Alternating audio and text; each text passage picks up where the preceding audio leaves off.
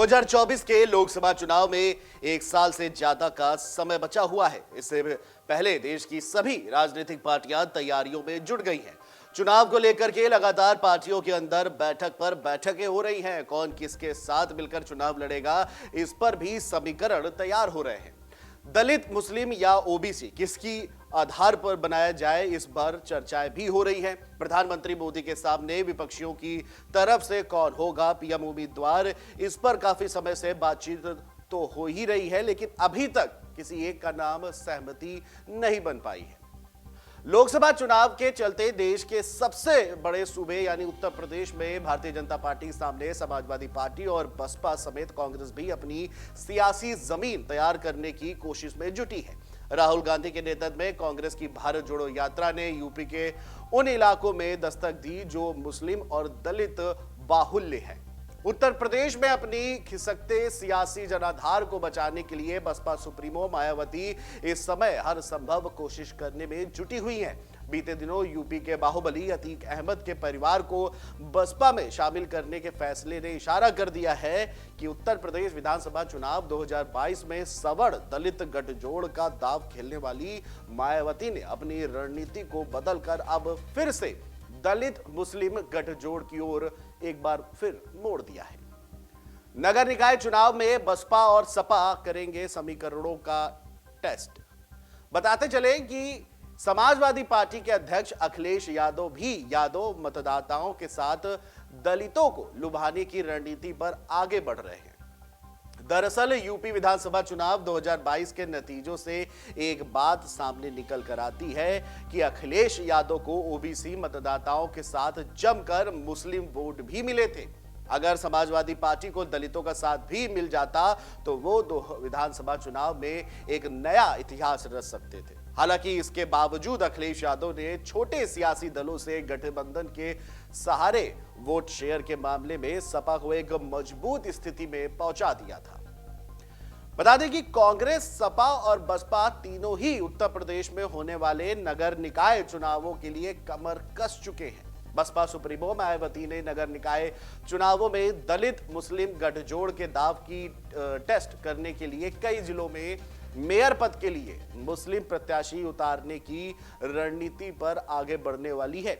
बीते साल अक्टूबर में समाजवादी पार्टी छोड़कर बसपा में शामिल होने वाले इमरान मसूद को मायावती ने तत्काल ही पश्चिमी उत्तर प्रदेश का एक संयोजक बना दिया है। इमरान पर बसपा की इस कृपा दृष्टि को पश्चिमी उत्तर प्रदेश की दलित बहुल सीटों पर मुस्लिम मतदाताओं को वापस पार्टी की ओर लाने की कोशिशों के तौर पर भी देखा गया है।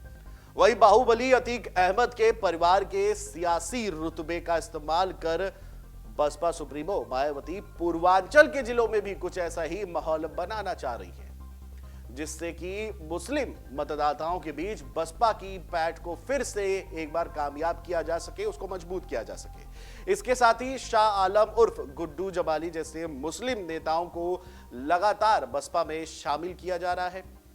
आपको बता दें कि बसपा दलित गठजोड़ जो है, कहीं इसको लेकर के बसपा लगातार कमर कसती चली जा रही है। वहीं दूसरी तरफ सपा के मुखिया अखिलेश यादव भी अपने एमवाई यानी मुस्लिम यादव समीकरण में दलितों को जोड़ने के लिए नगर निकाय चुनाव का इस्तेमाल करने का मन बना चुके हैं। सियासी गलियारों में चर्चा है कि चंद्रशेखर आजाद सरीखे युवा दलित नेता के जरिए अखिलेश यादव बसपा की काट खोज रहे हैं। दरअसल खतौली विधानसभा उपचुनाव में आरजेडी को मिली जीत में चंद्रशेखर के जरिए गठबंधन को मिले दलित मतदाताओं के साथ को एक अहम माना जा रहा है। पश्चिमी उत्तर प्रदेश के जाट मतदाताओं में अच्छी खासा प्रभाव रखने वाले आरएलडी के अध्यक्ष जयंत चौधरी को भी चंद्रशेखर का साथ काफी पसंद आया है।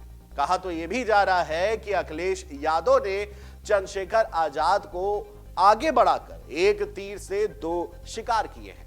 पहला यह कि चंद्रशेखर के सहारे उन्हें दलित मतदाताओं का साथ मिल सकता है, और दूसरा यह कि पश्चिमी उत्तर प्रदेश में आरएलडी के प्रभाव को सीमित करने के लिए भी चंद्रशेखर का इस्तेमाल किया जा सकता है। वहीं मुस्लिम दलित अति पिछड़ा का गठजोड़ इतिहास रचेगा, इस पर भी एक बड़ा प्रश्न खड़ा हो रहा है। आपको बता दें कि उत्तर प्रदेश में गैर यादव अति पिछड़े वर्ग के मतदाता 35% से भी ज्यादा है।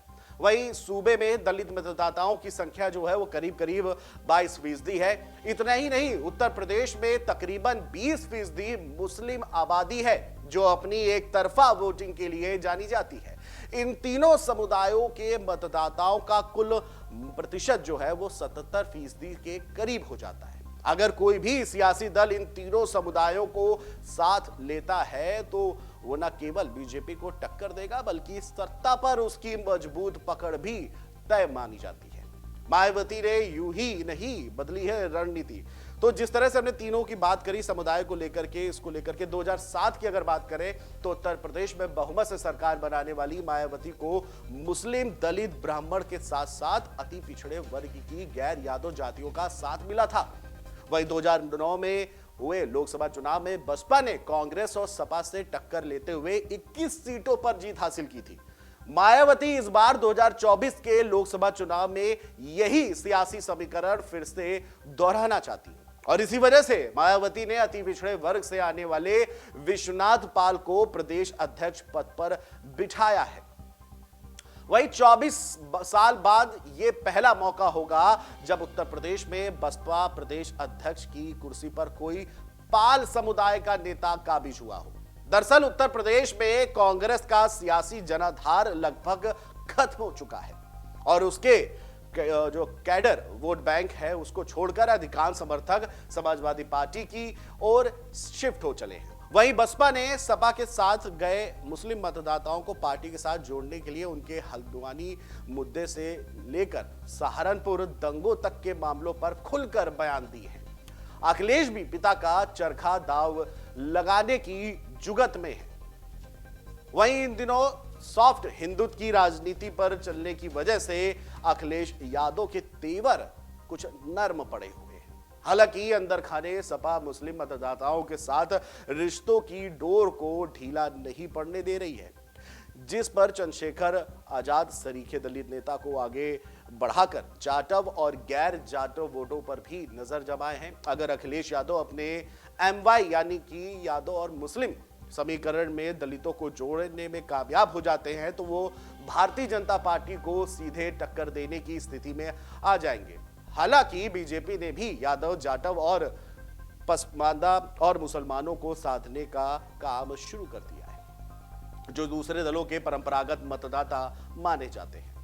आसान शब्दों में कहें तो देखना दिलचस्प होगा कि उत्तर प्रदेश में मुस्लिम, दलित, अति पिछड़ा का गठजोड़ किसके हाथ लगता है। दरअसल ये गठजोड़ 2024 में बसपा के लिए भी फायदेमंद साबित हो सकता है और सपा मुखिया अखिलेश और चंद्रशेखर की जोड़ी को गेम चेंजर बनाने की कुव्वत भी रखता है। डाउनलोड करें अमर उजाला ऐप और पाएं खबरें लगातार। अगर आप ये वीडियो YouTube पर देख रहे हैं तो हमारे चैनल को सब्सक्राइब करें और बेल आइकन को दबाना ना भूलें। अगर आप Facebook पर ये वीडियो देख रहे हैं तो हमारे पेज को लाइक करें।